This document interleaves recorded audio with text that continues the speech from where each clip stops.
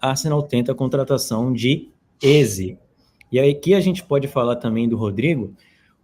Deixa eu vir aqui para o Hand of Arsenal, porque eles têm uma notícia do Rodrigo já de algumas semanas atrás, né? A gente vai descer aqui e a gente pode ver que eles falam aqui, ó. Essa aqui, eles estão falando da reunião do Xabi Alonso com o Rodrigo. Isso foi antes, né? Isso foi dia 18 de junho. Hoje, inclusive, o Rodrigo vai ficar no banco de novo. No jogo passado ele nem entrou no segundo tempo, então pode ser que o Rodrigo não fique mais no Real Madrid, mas tem que definir o futuro, porque tem muita gente querendo, né? Deixa eu ver se eu acho aqui. Desculpa estar passando rápido aqui a tela, mas... Isso é complicado não sei demais, se eu vou achar. Né, Paulinho? Isso é um outro assunto muito complicado para o próprio time. Quando você tem um manager, quando você tem um técnico que você diz assim, não, eu conto contigo, e aí você não dá oportunidade, o rapaz não joga, então você vai cozinhando aquele jogador, porque você sabe que ele vai fortalecer algum adversário, mas você não quer vendê-lo. Então você deixa ele ali. Então isso é frustrante para o jogador, porque assim, ele joga na ponta esquerda. Ele sempre falou que gostaria. Ele quebrou um galho na direita, mas ele por muito tempo, né? Por muito tempo. E ele não é o primeiro da opção na ponta esquerda. Tem o Vinícius Júnior, o Mbappé que cai para aquele lado, ele é a terceira opção. E hoje não é opção para jogar, alguém já falou, no jogo hoje da Copa do Mundo. No jogo passado, quem jogou na direita foi o Brahim Dias, então vai ser o Brahim Dias hoje de novo. Então, assim, ele não está sendo utilizado na esquerda, não está sendo utilizado na direita. Então, assim... Ele não está entrando nem como substituto, Alexandre. Ele não está participando do jogo, é impressionante. Então, assim, conversas francas. O jogador, o staff dele, o próprio Xabi Alonso, o que você quer de mim? Eu quero jogo aberto comigo. O que você quer de mim? Você conta comigo e eu não jogo? É um feeling que o jogador tem que ter também. É o seguinte, olha, é o sonho da minha vida, era jogar no Real Madrid, queria ser... Mas não está dando certo. Isso acontece com vários jogadores em vários times, em vários momentos. Vem um técnico novo e não conta com você. E tudo bem, porque ele não gosta. Não é que você não é mau jogador, é que teu estilo é diferente, só isso. E aí ele não quer. E o Rodrigo tem que ter essa sensibilidade de entender, olha, a minha passagem está se encerrando. O Rodrigo, a situação, se ele sair do Real Madrid, parece, né, a informação que a gente tem é que o Real Madrid está pedindo cerca de 90 milhões de euros pelo jogador, que dá 77 milhões de libras, que é a moeda da Inglaterra, né? Então, assim, por esse valor, tá muito, muito, muito barato, na minha opinião. Se o Liverpool pagou quase 150 milhões no Wirtz, tudo bem, o Rodrigo não vem em alta, né? Ele não fez uma ótima temporada passada, mas tem todas essas questões aí. O próprio Real Madrid não estava bem, tomou um vareio do Arsenal na Champions League. Mas é bom jogador. A culpa não é do Rodrigo, né? É jogador novo, 24 anos. Sim, 24 anos, e é craque, né? O Rodrigo é craque. A gente está reclamando o tempo inteiro da ponta esquerda, que está sempre ruim, que o Martinelli não dá certo, o Trossard nem se fala. Pô, vamos botar não tem comparação. Não tem comparação. Os pontas que a gente tem hoje não tem comparação. Apesar do Martinelli cairia como uma luva nesse time. Eu acho que o Martinelli deu uma leve melhorada. Foi uma temporada muito decepcionante, essa que passou, mas foi assim, uma leve melhora, pouca coisa, mas assim, não dá para contar com nenhum dos dois. O Trossard já está com 31, já pode passar para frente. O Martinelli, a gente já falou sobre isso, se ele deixar ele como um reserva também numa situação de necessidade, mas hoje a gente precisa do ponto esquerda. O Rodrigo cairia como uma luva, uma luva assim, perfeito para a gente na ponta esquerda. A questão maior é que 77 milhões é um preço muito razoável, ao meu ver, também. Acessível. Concordo, muito. O problema é que se a gente gastar 77, quanto vai sobrar para a gente trazer o atacante? Essa é a questão. E o Joker e o Chesco estão numa briga danada, não conosco, mas com os clubes de origem, que os clubes estão subindo o preço o tempo todo. E a semana foi que o Chesco pediu muito, aí o Jokeres, o presidente do Sporting, está pedindo muito também. Então, assim, daqui a pouco o orçamento vai ficar apertado para trazer.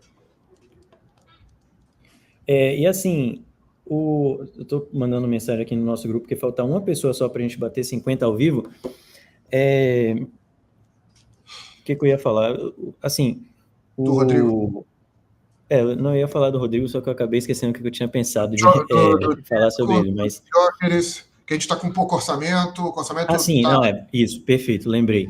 É o seguinte, beleza, se a gente pagar, por exemplo, 77 milhões de libras no Rodrigo, não vai sobrar muita grana para a gente pagar num atacante, ainda mais que o Arsenal já gastou aí com o Norgá e o Zubimendi 75 milhões nessa brincadeira aí, né?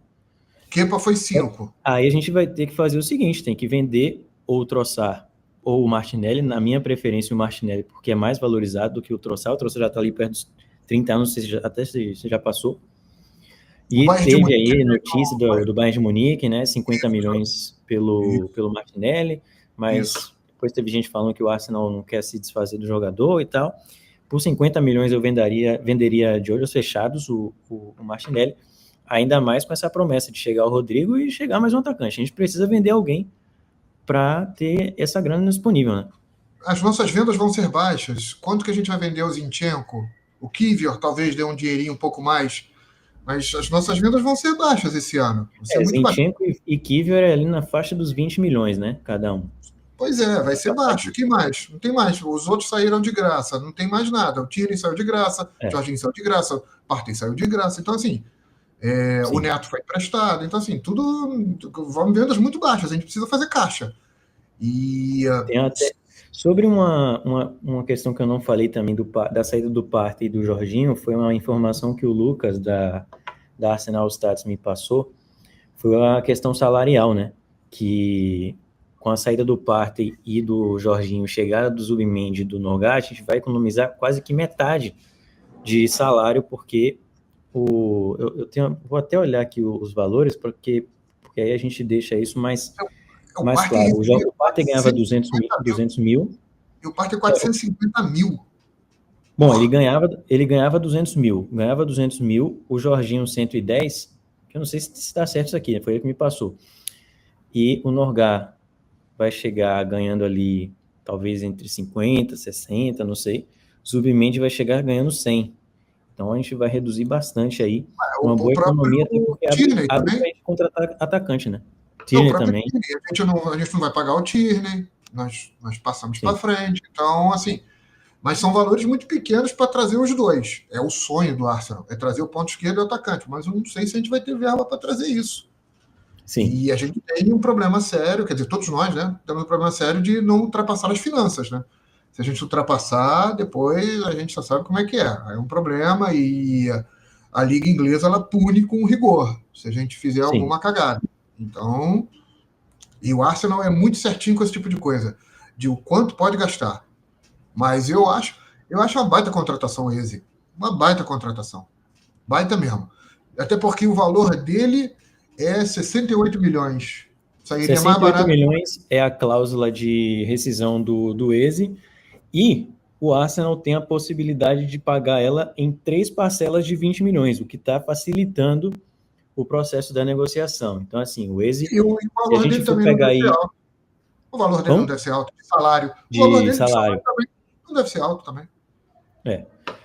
E, assim, se a gente for comparar aí as negociações entre Rodrigo e o Eze, eu acho que o Eze está muito mais realista do que o próprio Rodrigo, né? Porque, assim, beleza, 77 milhões, um preço acessível, até porque o Eze é 68, né?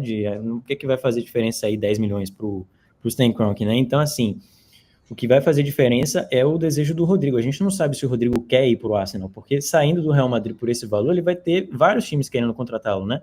Tem o City na jogada, aparentemente, o Chelsea, enfim, tem vários times querendo contratá-lo aí.